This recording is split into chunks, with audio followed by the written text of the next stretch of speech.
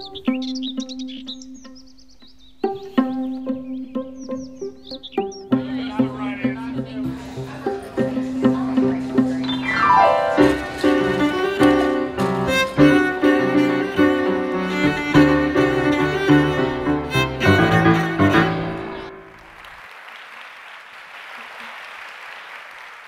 you all very much.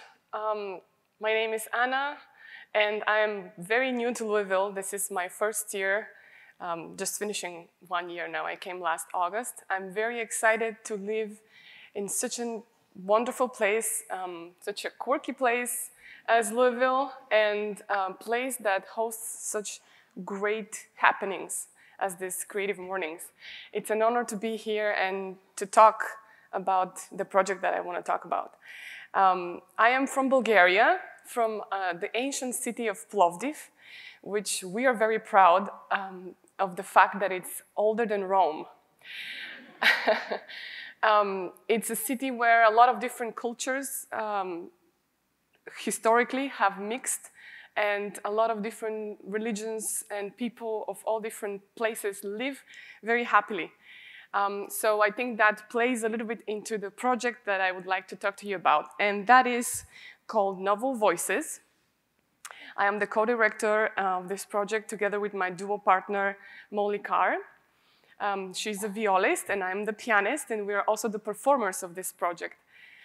And it is a project designed to raise awareness about the lives and struggles of refugees and refugee communities around the world, and also to highlight the already incredible work that has been done and is being done by refugee aid organizations. About 1.5 years ago, when I was still living in Houston, Molly came to rehearse with me because we had concerts to play, and we started talking about ways in which we can put our art to serve a purpose that is outside of our own field of music or for our own careers.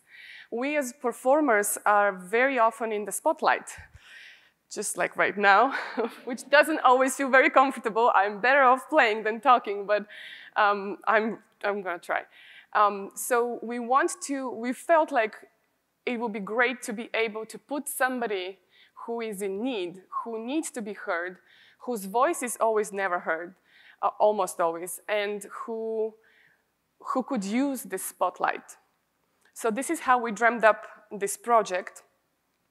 And essentially, what we hope we are achieving through this project is to give the individual person a sense, a domain in life in which they can feel they have control of. They can feel that they can achieve something themselves. And that domain is creativity and music. And creativity can allow for a space in which both emotionally and intellectually and even socially, publicly, for a person to feel in charge of their own destiny in a way. And through that feeling, for them to feel a little bit more of that individual freedom, which refugees are so lacking.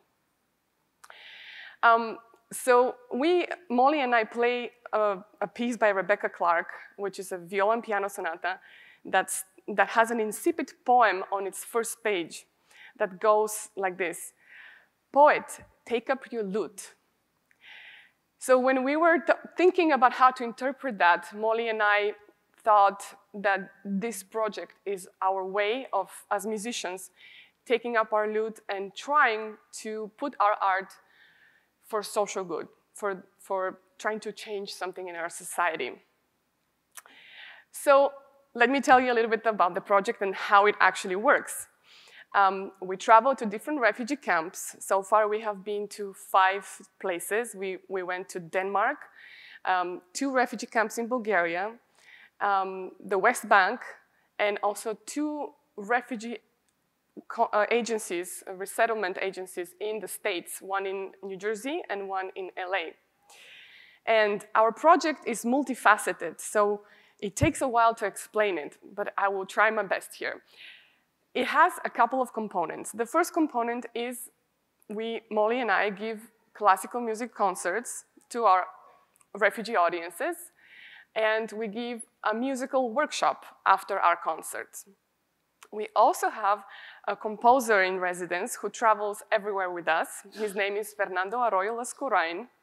He is of Mexican descent, and he currently works in LA as a film music composer.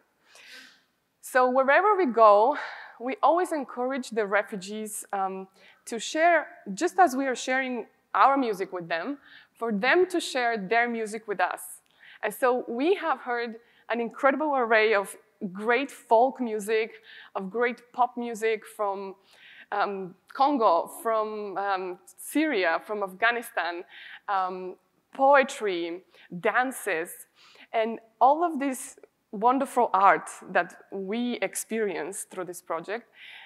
Fernando takes as a composer and has now created a new musical work for the duo, which is inspired basically by traditional Arabic music, by poetry, by Bulgarian rhythms. And the duo will now premiere this piece in our Carnegie Hall concert on October 28th. Thank you. And we are also recording it on our album called Novel Voices. The piece is called Novel Voices, and it's sort of, through this piece, we hope that we have sort of given our refugee audiences a new voice, and a musical one, a new musical voice, because they are the ones that inspired this piece. Their voices are within the music. And the last component of the project is that we have two filmmakers, Victoria Stevens and Skylar Knudsen, who are traveling everywhere with us and recording our conversations, our workshops, and a lot of interviews with whoever wants to volunteer in front of the camera. And they are creating a documentary about refugees, and which is inspired by the project's mission. It's not necessarily only about the project. And that will premiere sometime in 2020 or probably 2021. It takes a long time to make a film. So when we started thinking about the project and especially the workshops, we went back to that piece by Rebecca Clark, which has the incipit poem in the front page. And we have always felt as musicians that sometimes we forget, even after days and hours and decades of practicing music, we forget how powerful music is, and that is a wordless language, that we can really understand each other just through music. Every time we have visited a center, especially when we work with kids, we end up playing together, singing together, dancing, composing a piece together. And that all happens through the language of music.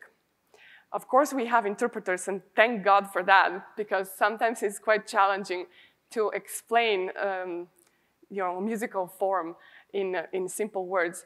But ultimately, what we have hoped to do with this is to give a little bit of warmth to these people's everyday, which is always probably very detached from any kind of creativity. They have to deal with all kinds of other problems in their everyday and figure out legal work and translation and even how to get to the doctor, right? So by opening up that world for them, we hope that we have given them the spark to be inspired to create and to try. I would like to show you a video of one of our participants after one of our workshops. So in our workshops, we take this piece of music by Rebecca Clark and we break it down into its most basic components. And we like to say it, compare it to sort of a story of a book. Just like in a novel, we explain that we have one character who then later meets another character. They probably go on a journey. There are some adversities, there are some dangers, some difficulties. And they pass through that journey together and then they go back home, but now they are transformed. They're the same people, but a little bit changed. And that, in musical terms, is called sonata form. So by the end of our workshops, Every single refugee in the room knows about sonata form. And it's just through the simple comparison of how music can tell a story. So now I would like to show you, Ben will show you, a video of Nestor Ramazani. He is, I imagine, in his mid-50s. He escaped from Congo with his whole family, came with all 5 children, through a very difficult path of going through Burundi and then Ethiopia, and then finally from Ethiopia on a plane to the States. And he hasn't been able to be exposed to classical music. So I think our workshop and our concert were probably one of his first times hearing classical music. So let's see what he thought.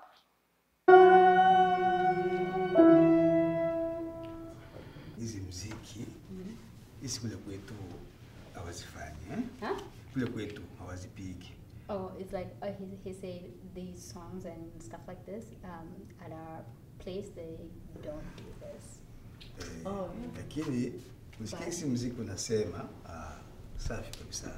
Unavutia sana. But him listening to this is like, yeah. Gisi mtu alikuwa ajue ile maana ya kusema gisi yanasema haya maneno. Kumbe muziki unapigwa una maneno ndani yanasema maneno mazuri sana. So I think he's saying that like kama jue kamata mtu wa kwanza, mtu wa pili na mtu wa tatu wakachanganya. Kwa wimbo ya kwanza ama ya pili, I'm listening to it on the radio. Na usingizi unakuja wana vizuri unasikia. And then you just get so sleepy and then you just sleep so.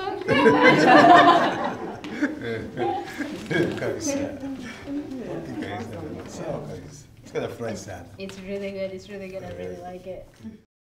So the next story I would like to tell you is the story of Behnam. He is a 14-year-old kid from Afghanistan. He learned to speak English by watching YouTube videos.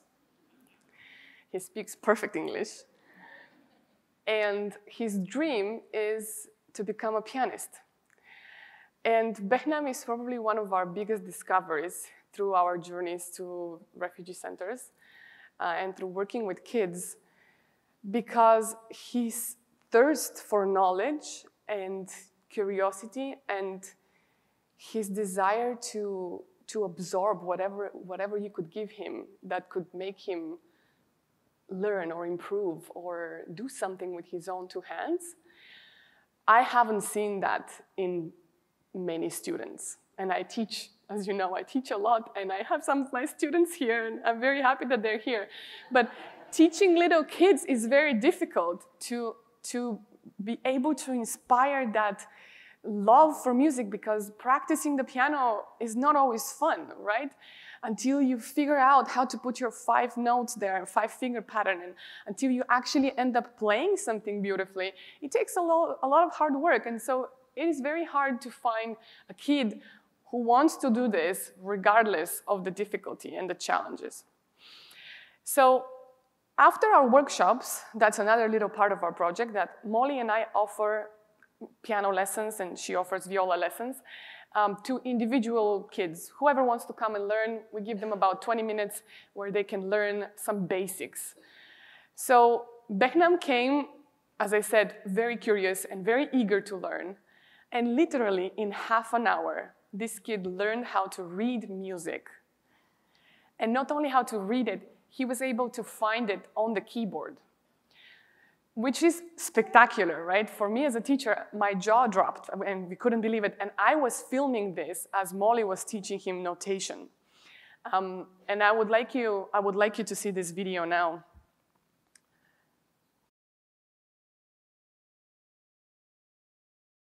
Behnam. How do you say? Behnam. Behnam. Behnam. Behnam. Yeah.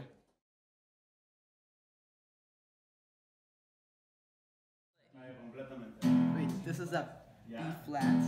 Yeah, so that, if it's on the middle line, it would have been a B. Yeah, but it's a B flat. Exactly. So now, I went from a B to... A B flat. Exactly. Now, let's find an A sharp. Where's an A sharp? Okay. Well, here's a sharp. Okay. So what pitch? If this sign, this is what we call a sharp. This number sign. The hashtag. Yeah, the hashtag. Hashtag. That's a sharp. The hashtag. So a Yeah. hashtag is a sharp. Yeah. So if I were to take away this hashtag, what note would that be? What note would I be looking at? It's one space. It's one space above the middle line. The middle line is. Yeah, the middle line is a B. And So- one space One space is is a C. a C, but now I have a hashtag on it. Now I have a sharp. Yeah, so you have a sharp C. You have a C sharp. Yeah, so it's this. Yes. Bravo. high five. Wow, what a guy. Bravo to you. Good job. So where do you live now? In Sandwell. It's a place. Sandwell? Sandwell. It's a place called Sandwell. It's a camp. Oh, okay. Not Yeah, one it's- of those concentration ones. It's like Oh, no, yeah, it's a normal one. not a concent. I hope you don't live in a concentration No, camp. it's not those. How far is it from here? A little bit, for you can get there with a car. I And the see. bus. Okay. So Yeah. do you take the bus back? Yeah, Or you? use the bus. Okay. The car is expensive in Denmark. Yeah. Do you have siblings? A little brother. A little brother? Yeah. How much younger or older? He's Yeah, like you said little. 9, 8. He's like 9, I think. You think? Yeah, I think. You can go check with them. Let us know tomorrow.